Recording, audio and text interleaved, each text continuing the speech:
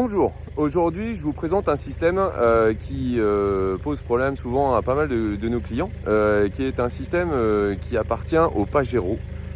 C'est un produit de la marque Mitsubishi et il a comme particularité d'être équipé d'une boîte Super Select.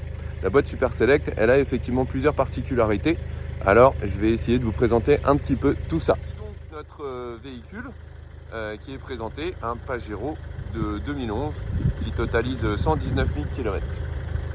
Voilà, donc nous sommes dans notre fameux Pajero. C'est un boîte automatique. Vous pourrez voir sur le côté gauche donc les différents crans parking.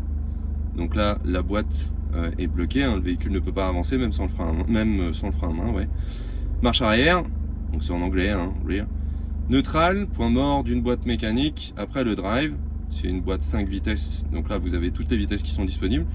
Et après vous avez donc le plus, le moins. Ça c'est ce qu'on appelle le séquentiel.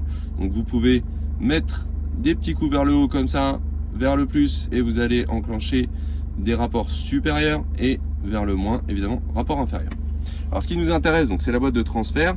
Vous allez trouver donc les éléments, 2 roues motrices, 4 roues motrices, 4 roues motrices avec le blocage de différentiel central et 4 roues motrices, blocage de différentiel central mais en rapport court. L, donc c'est low. Ok. Alors tous ces éléments sont notifiés au tableau de bord. Ici, voilà, vous allez trouver votre châssis avec les 2 roues de derrière qui sont allumées. Donc c'est propulsion. Ok. Votre moteur entraîne les roues de derrière. Moteur boîte entraîne les roues de derrière. Donc c'est une propulsion. On va donc rouler dans cette configuration 90% du temps, mais de temps en temps on peut avoir de la pluie, de la neige ou du verglas, et dans ce cas là on va avoir un cran ici, un premier cran que l'on va enclencher. Alors le mieux, hein, toujours enclencher sur parking à l'arrêt. Mitsubishi préconise de pouvoir le faire au pas, moi je préfère effectivement le faire à l'arrêt.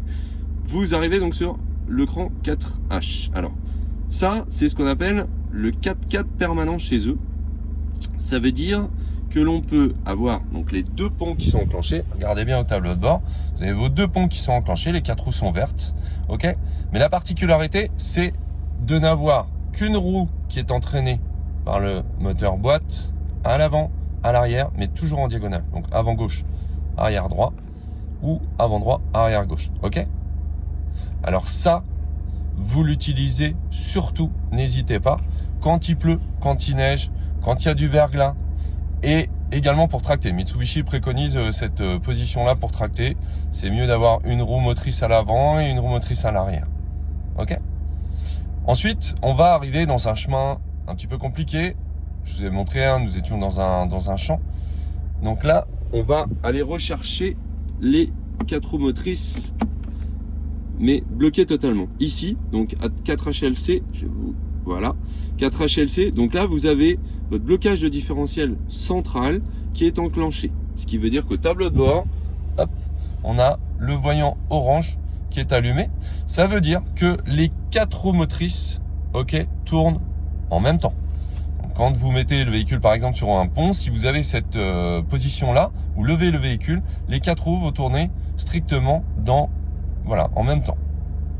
Alors, cette position-là est uniquement dédiée au chemin. Si vous utilisez cette position-là sur route, vous risquez d'abîmer et voire éventuellement de casser.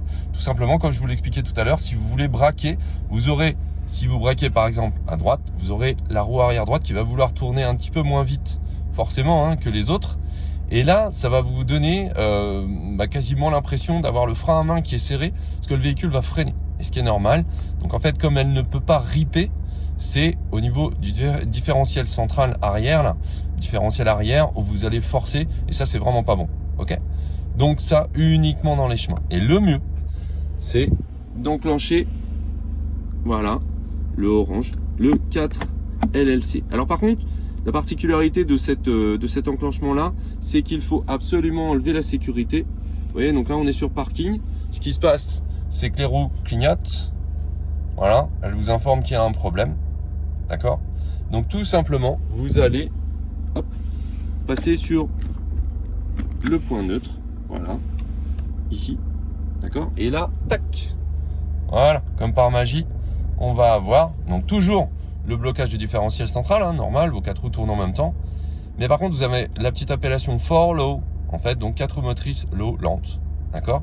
Et évidemment, l'anti-patinage se coupe parce que on va avoir besoin de ripper dans un chemin. C'est-à-dire que si vous avez un chemin, voilà, qui, comme je vous dis, vous tournez à droite, vous allez avoir la roue arrière. C'est ça la particularité du chemin, c'est qu'elle va pouvoir ripper, ok, récupérer en fait la rotation des autres. Donc ça va pas poser de problème au niveau du différentiel, d'accord. Ça, ne pas hésiter à mettre ces positions-là dans un chemin, tout simplement parce que ça vous permet d'éviter, d'accord, de poser problème sur le véhicule, ok.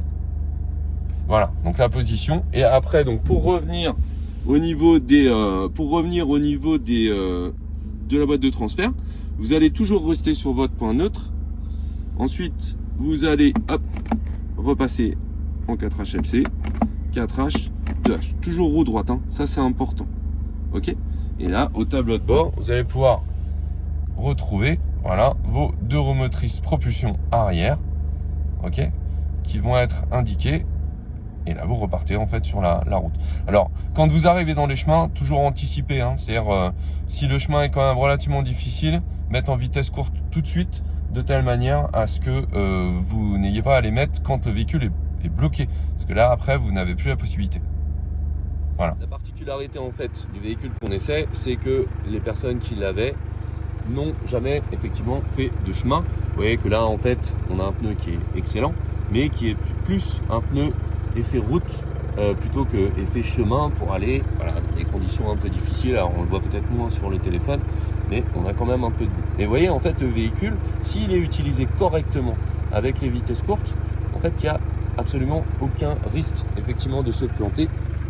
Voilà, vous voyez, la partie avant, il n'y a pas de difficulté pour ça.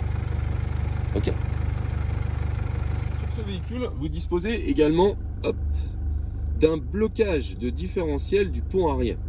Alors ça, on essaiera de vous montrer ça une prochaine fois. C'est pas forcément quelque chose qu'on va utiliser fréquemment. Voilà, c'est juste dans des conditions extrêmement difficiles avec des croisements de pont. Et ici, on n'a pas l'opportunité. Alors, vous voyez, quand on enclenche le blocage du pont arrière, vous avez ce petit, voyons là, qui va se fixer, un voyant orange également. Mais ça, c'est une répartition en fait 50-50 au niveau du pont arrière. Il faut que les roues soient droites, il faut que le véhicule soit véritablement totalement arrêté, d'accord. Il faut que vous ayez ce qu'on appelle un croisement de pont, c'est-à-dire une roue, par exemple celle-ci avant gauche, celle-ci arrière droite, qui soit au-dessus de 2 trous, d'accord, dans votre chemin. Donc ces deux-là vont se mettre à tourner dans le vide. Donc on va bloquer ce différentiel-là pour faire en sorte que si celle-ci tourne dans le vide, elle renvoie 50% de sa force sur l'autre pour passer en fait dans des conditions, voilà, dans un système, ce qu'on appelle un croisement de pont. Ok? Mais je vous réexpliquerai ça une prochaine fois. Alors voilà, tout à l'heure vous aviez en fait nos 2 copains. Voilà. Vous avez Coluche au fond et Martin, évidemment, forcément, qui est juste devant. Donc qui était venu en fait me donner un coup de main. Voilà, j'ai fini ma petite démonstration. J'espère que ça vous a plu. C'est important d'utiliser correctement son véhicule. C'est des produits qui valent très cher. Nous on essaye effectivement de ramener des produits qui soient très très propres. Les budgets restent très très élevés. Voilà, donc si on peut éviter de les esquinter, ce serait vraiment bien pour qu'on puisse vous les reprendre correctement et qu'on continue à vous en vendre d'autres avec plaisir. À bientôt.